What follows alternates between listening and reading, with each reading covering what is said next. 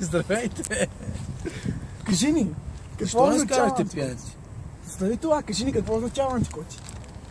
Антикоти означава давай за да те дам, за да те обичам. Антикоти. Къде е твоят приятел Митко? Митко ли? Да. Митко!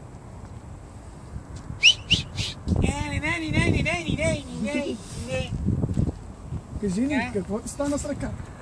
Ами, имаше една буря, така, със силно положение ми отдаде ръката и ми изчупи ръката. Кажете ли, какво ще се промени за новата 2015? Много неща се промени. Много. Много. С какво ще запомните тази нова 15-та година? Ами... Яде, не пи, ни... По живота. По живота. Сега ни кажи, ако те замразят, след колко часа искаш да се събуждаш? Ако съм замързен, къде ще стана?